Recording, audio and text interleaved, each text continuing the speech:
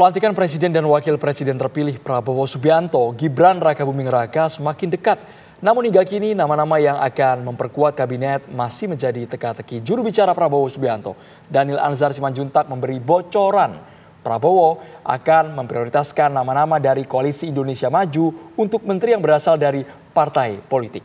Ya, adapun menteri dari non-parpol dipertimbangkan dari usulan organisasi masyarakat, kelompok profesi dan sebagainya pemirsa. Lantas seperti apa kriteria menteri yang akan dipilih oleh Prabowo Subianto? Untuk membahasnya telah bergabung bersama kami ada pakar politik yaitu ada Pak Slamet Ginting, kemudian juga ada politikus Partai Golkar yaitu ada Bang Ahmad Doli Kurnia.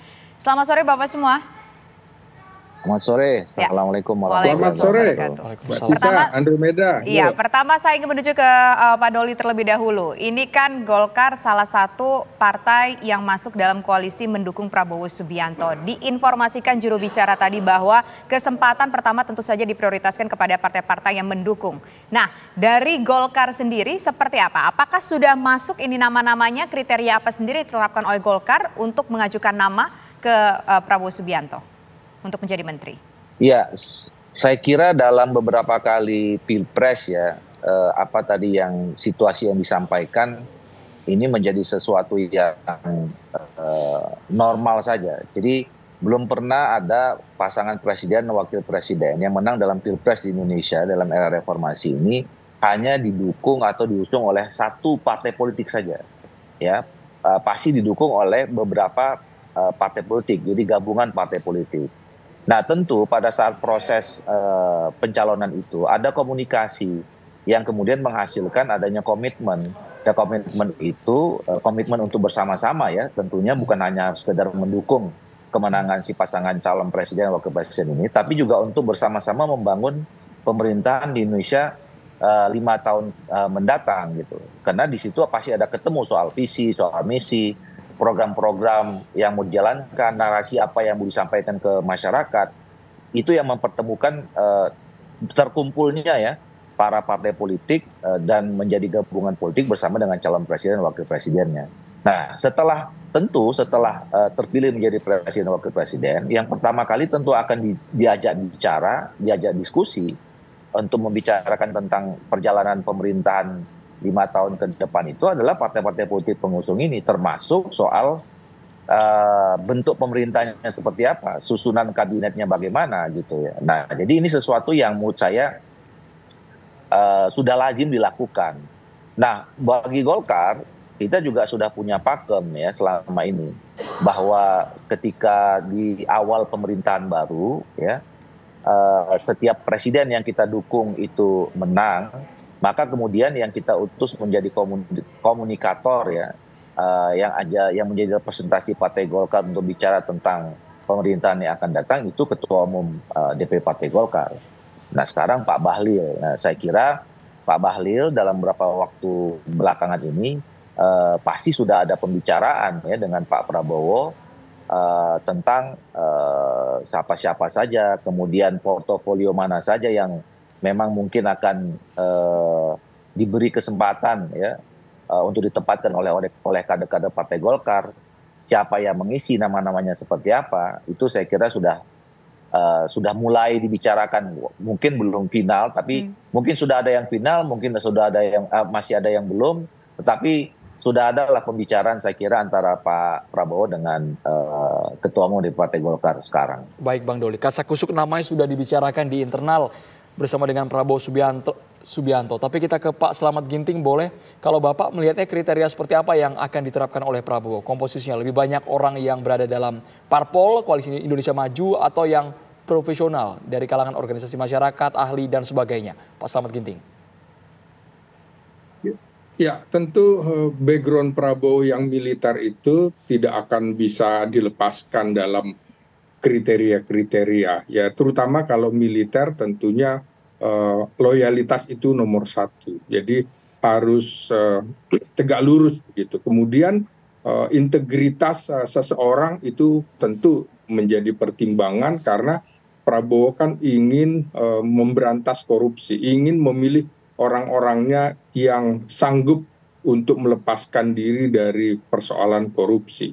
Lalu yang ketiga, kalau bicara masalah kabinet second atau second kabinet, maka kompetensi seseorang akan dipertimbangkan itu sebagai hal yang utama. Nah, kalau melihat komposisinya, maka menurut saya tentu Prabowo akan mempertimbangkan dari sisi antropologi sosial budaya, bukan hanya mengacu pada hasil pemilu yang lalu, baik itu partai politik yang berada di dalam koalisi Indonesia Maju maupun koalisi perubahan yang bergabung, dan juga kemungkinan Partai Demokrasi Indonesia Perjuangan akan bergabung.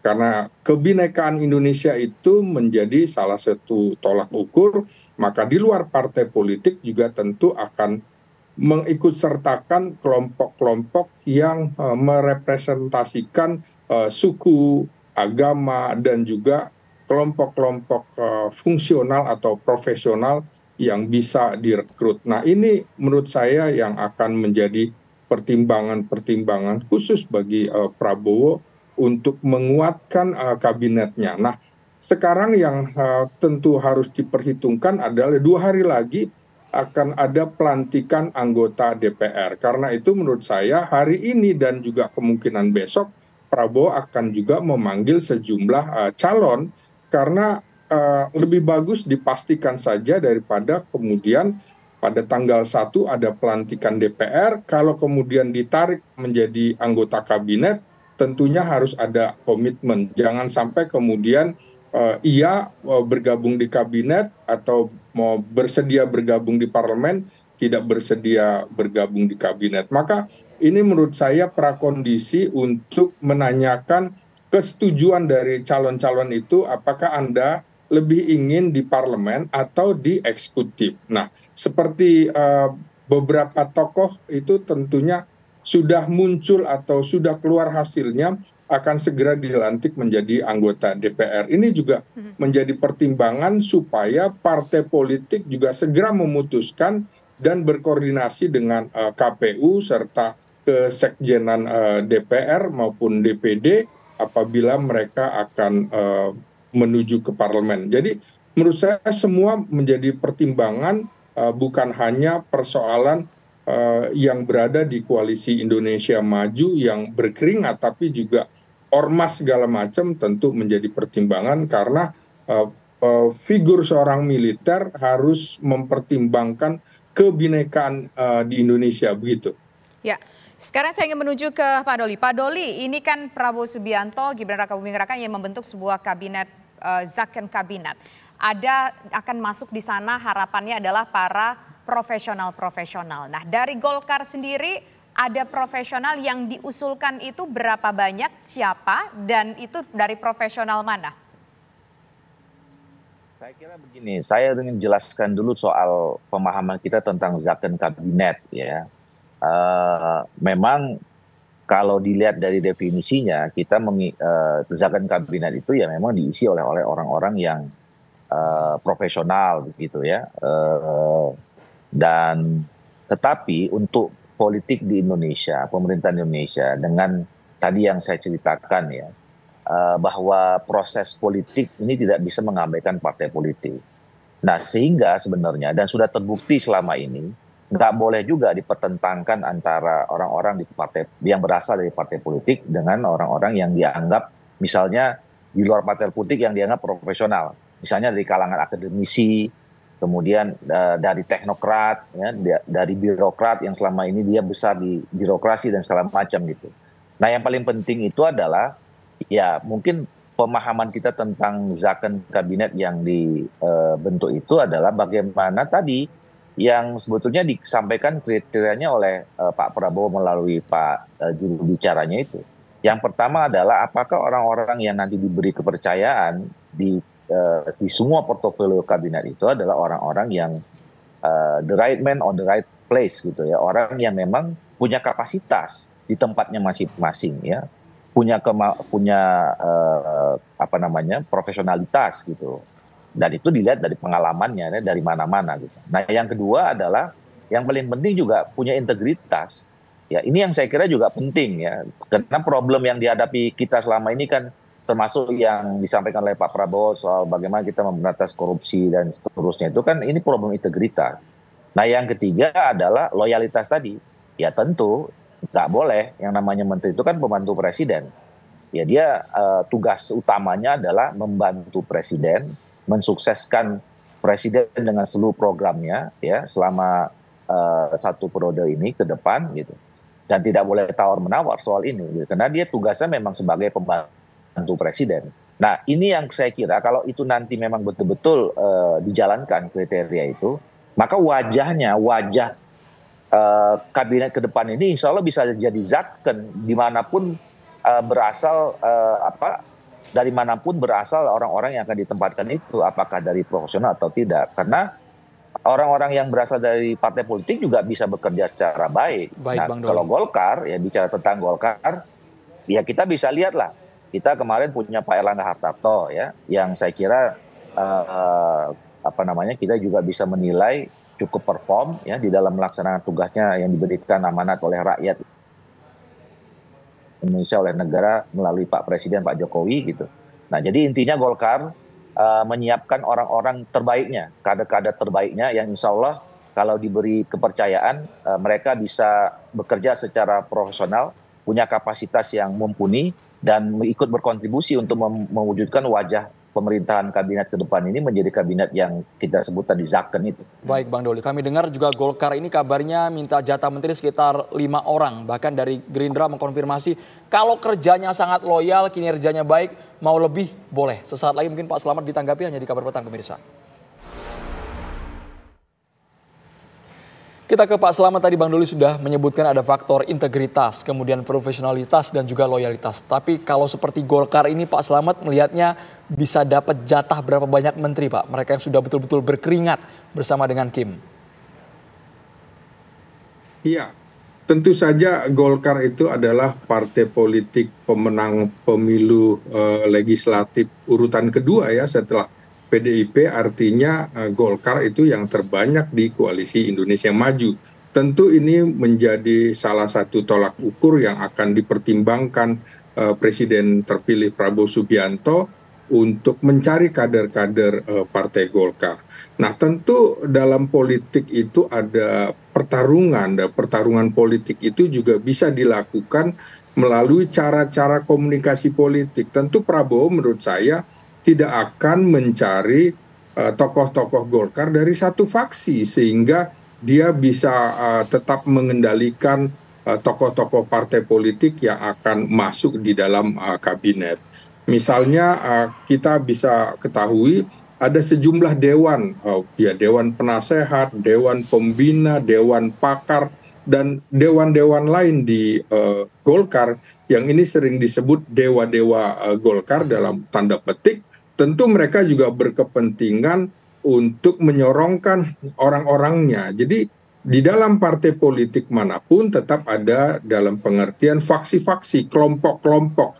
Nah ini juga tentu akan menjadi sebuah pertimbangan bagi Prabowo Subianto. Nah tergantung apakah kabinetnya betul-betul pure murni zakon kabinet atau kabinet ahli, kabinet profesional yang kita belajar dari kabinet Juanda pada tahun 1957-1959 setelah selama 12 tahun pemerintahan kita itu gonta-ganti kabinet sampai 6-8 kali sebelum muncul kabinet Juanda atau kabinet zakon kabinet itu dengan Dewan Nasional langsung dipimpin oleh Presiden Soekarno. Saya kira Prabowo juga akan mempertimbangkan itu karena salah satu kelahiran Golkar itu juga adalah kumpulan orang-orang berkarya, kumpulan orang-orang profesional.